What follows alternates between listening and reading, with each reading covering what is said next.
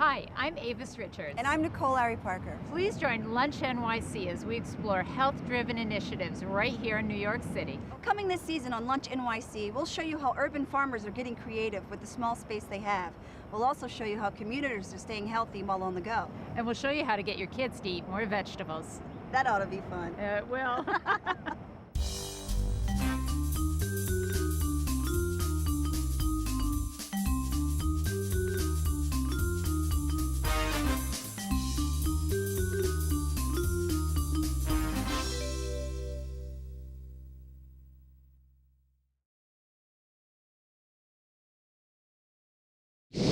Hi, I'm Nicole Larry Parker, and welcome to LunchNYC, the new show that's taking a look at how your city is becoming one of the healthiest, food-friendly cities in the country.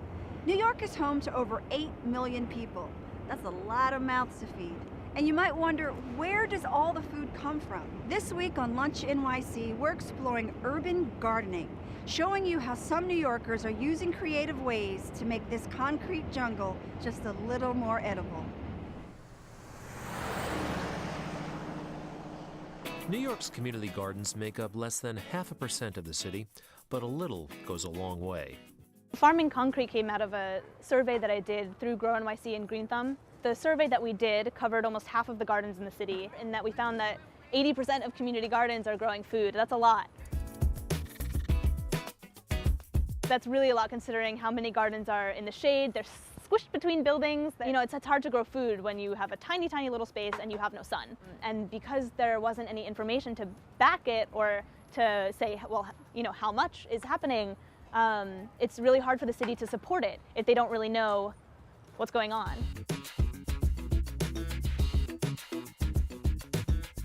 Not only are community gardens growing food, but it's a civic engagement that doesn't happen anywhere else. More than 40% of the gardens that we surveyed are partnering with a school on some level. So you have community gardens that have food being produced, they have compost areas, they have rainwater harvesting systems, they have all of these educational tools for students in the city to learn about the environment and learn about sustainability, learn about food production, learning about the waste system, learning about the water system. It's all here in the garden. More than 2/3 of the gardens in New York City are composting, which is really, really incredible. That takes an enormous amount out of the waste stream. And a good number of those, about more than 20 gardens of all different sizes, will accept food from, or organic waste from, the public. You know, community gardens do reduce the urban heat island effect, which is the phenomenon that happens in that cities are warmer than the surrounding areas because there's so much asphalt and concrete everywhere. When we first got started, well, I was looking from my window. It was the seniors from Tremont Center over there. They came in and they were doing flowers. And then I keep noticing that there was a vacant box over there. And I said, well, I'm going to take me a box and start planting. We all got in, we built our boxes, and we started planting. All the girls from the office started working. They made the lawn. We got the children from the school, Tremont Center there, and they came and they just stopped in the seeds, got a beautiful lawn. These are roses were donated by Botanical Garden. There's a peach tree. The seniors donated this tree. Somebody donated 350 cobblestone. This is the children from the school there at Tremont. This is their box. Believe it or not, some of the kids don't know. They come from the daycare center. The teacher would bring them. They don't know when they go to the supermarket whether cabbage or lettuce or what. They don't know the difference. So you walk them through everything, and they just love it. This is zucchini. I think this is broccoli. These are bell peppers. This is basil. These are mint. They come back every year. It smells good. You smell it? But altogether, I got like 15 pounds of tomato from his, and take it to the garden, to the farmer's market. You like figs? I love figs. Oh, come. Look at this. These are the ripe ones, the dark ones. All those are ripe. I would like to, like a lot of like corn and more food for the people who come and just, give them. When they ask you, they say, well, I don't have it, just give it to the people. You know, when they walk around, could I have a tomato? No, you can have more than one. You can have a few. I love to see that be able to give, not, always taking, because I feel better when you just give it to the people. Community gardens are meeting spaces where you might not otherwise have space to meet. They're spaces for parties, for barbecues, just for all sorts of social gatherings. Everyone knows community gardens are enormously valuable, but having numbers to back that is really important.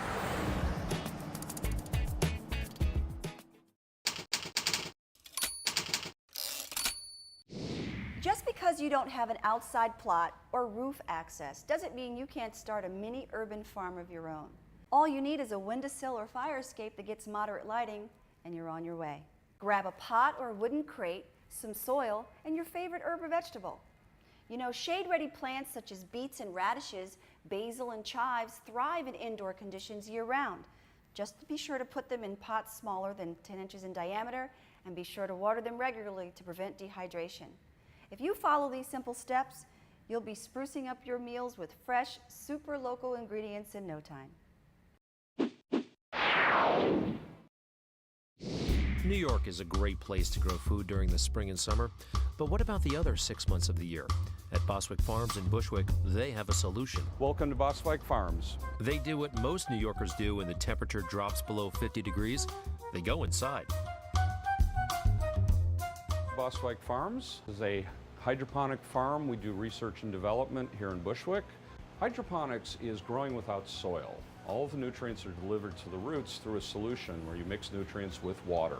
Here we're growing in fired clay. This holds the plant up, and it will also hold a little bit of moisture. And we've got mylar, a reflective material everywhere.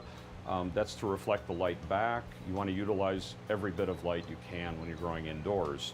All of our systems are recirculating, which gives you one of the big benefits of hydroponics is that you use 70 to 90% less water.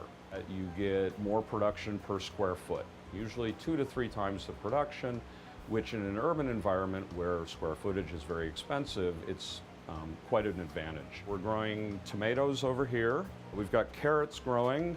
People have been asking us if we can grow root vegetables hydroponically, and the answer is yes. We've got bok choy growing in a closet vertical system. Here is our nursery, which is an aeroponic system. Nutrients are literally just sprayed to the roots, and the roots just dangle in the air. We've got radishes growing in another flood and drain system.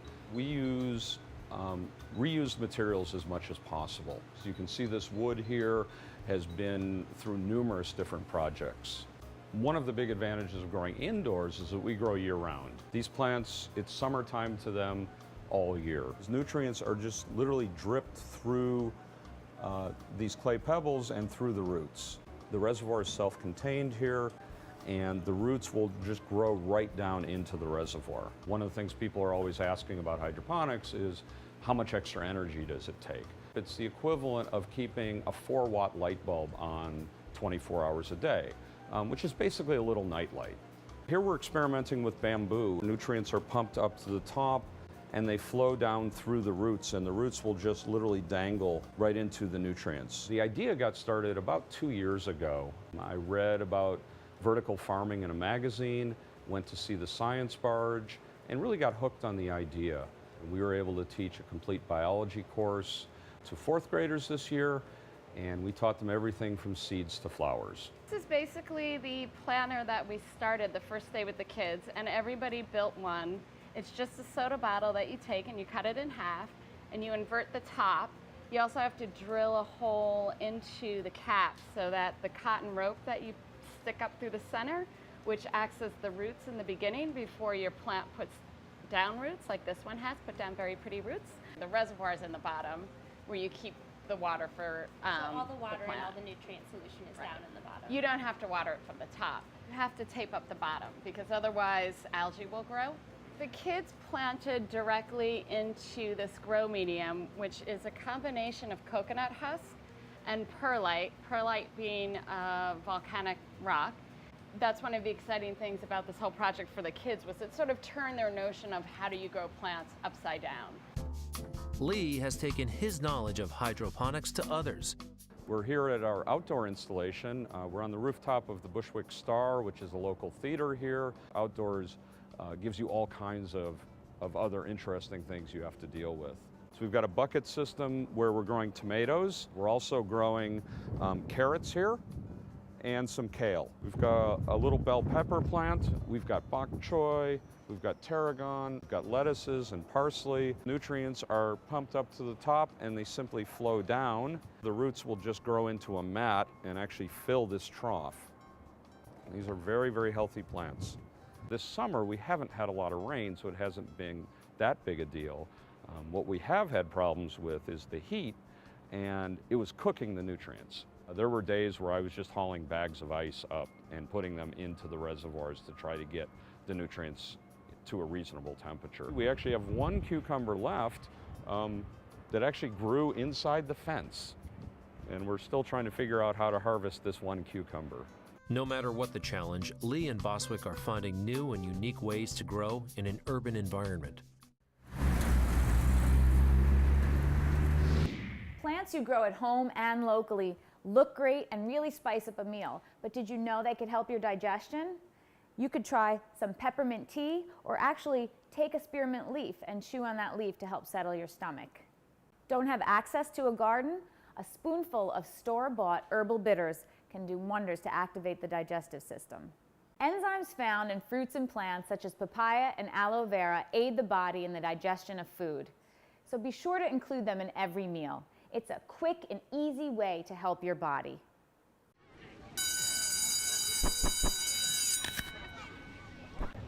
Hey guys, I'm Josh Lay with LunchNYC. You've got to take a look at some urban farming, but now I want to see if some savvy New Yorkers can recognize the taste of some produce that's grown right under their noses. Let's find out. Hey, what's going on, guys? How are you? Good. What's your name? Julie. Julie and? Alvin, like the chipmunks. Alvin like the chipmunks. I was going to say, I've seen your movies. I like your work. What's your names? Jason. Jason and? Kalia. Kalia, nice to meet you. Where are you from, Errol? I'm from New York City. Okay. Where are you all from? New York. New York. New York, okay. Where are you from? We're just south of London in England. South of London? Yeah. You didn't walk here, did you? You know your food, right? You know where it's grown and all that good stuff, right? A little bit. Okay, well, I'm gonna... You don't get a stomach like well, this without knowing food. Well, we're actually out here to do a survey of where New Yorkers' food comes from. We've got some fresh melon here. Just give that a taste. Take a little test right here, see what you think. She took the biggest bit. I know, I saw that. That's delicious. Gorgeous. Is it good? It's excellent, right? Yeah, really. Okay. Juicy. Pretty juicy, really sweet, right? Now just go ahead and let that, it's gonna be juicy, it's gonna be nice. That's nice, yeah.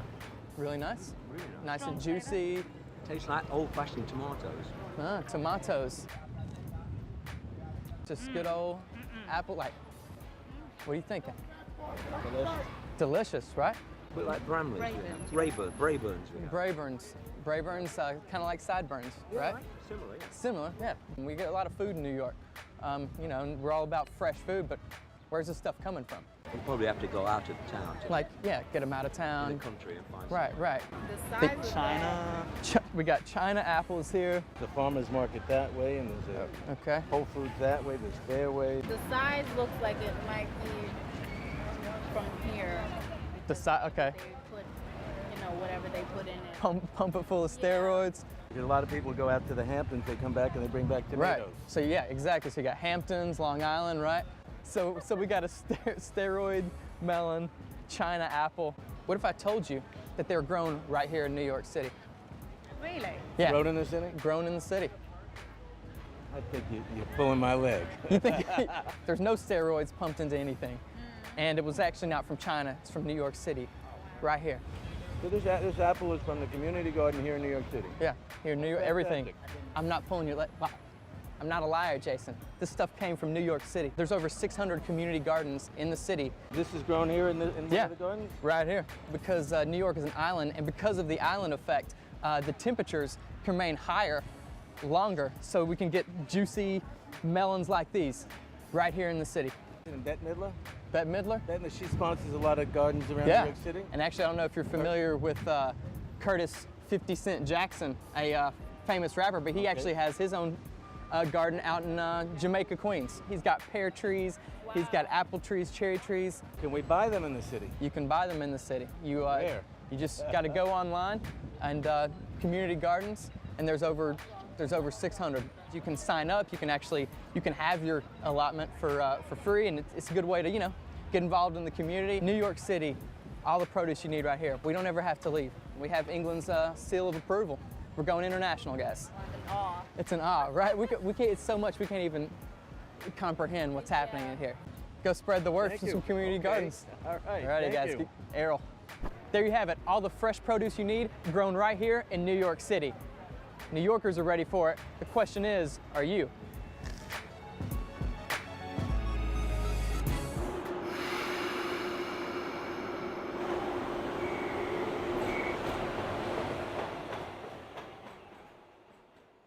Whether you're gardening all day or you're just plain on the go, stress to the lower back can be a real bummer.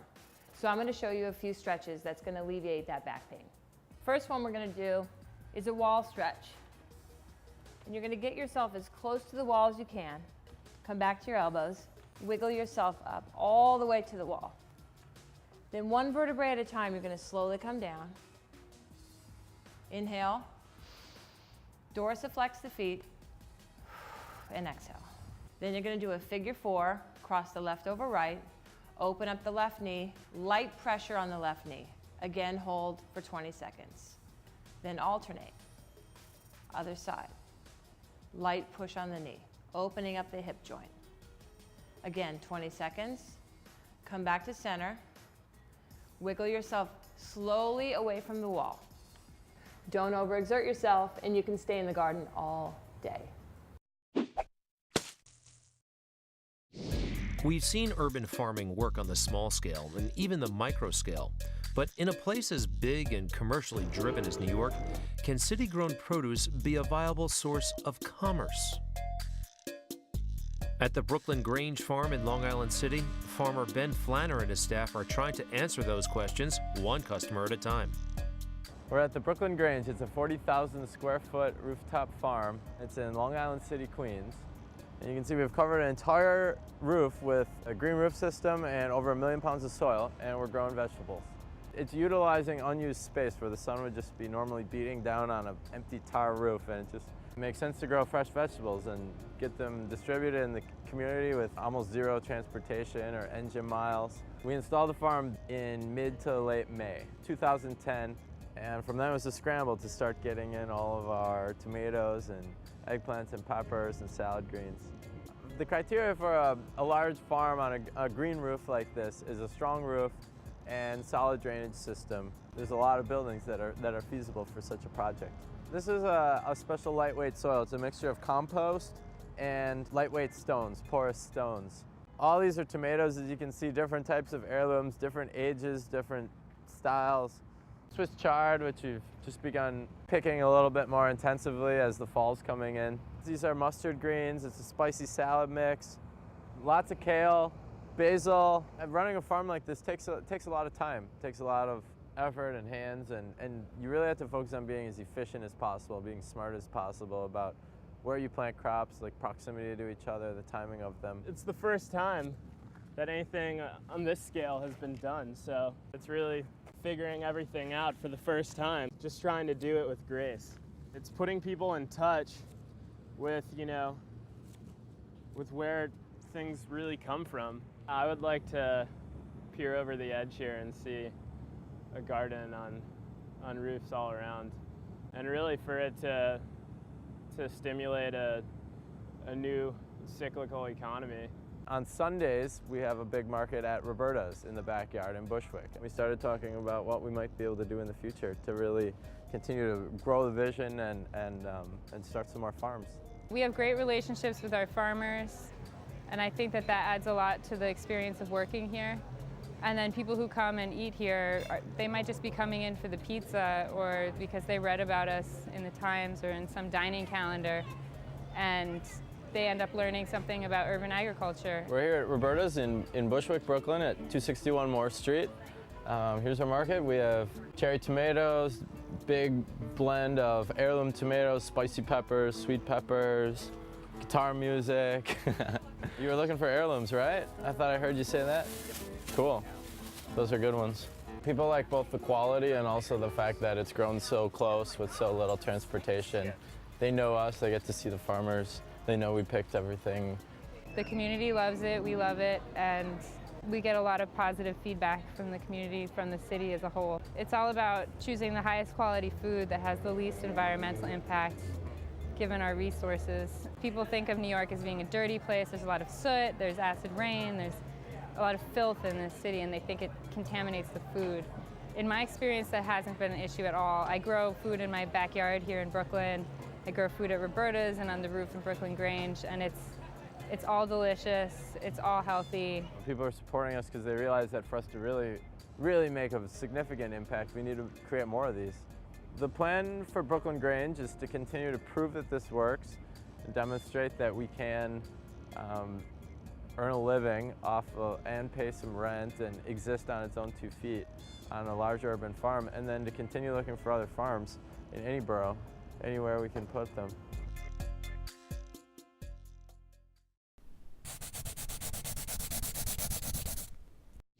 So you've got that fresh, locally grown fruit in front of you, ready to eat. But if you're planning to skip the skin, you're missing one of the best parts. Fruits like apples and pears and peaches have fiber-rich skins that aren't just good for you, they also aid in digestion. So instead of peeling an apple, cut it into easy-to-eat wedges, leaving the skin on. You'll not only be increasing the nutritional value of your fruit, you'll also be adding a delicious texture to your snack. I'm Dylan. I'm always hungry and I'm always looking for a new restaurant in New York City. But here's the thing, it has to be healthy. Let's visit all 5 boroughs to find the best healthy food in New York City.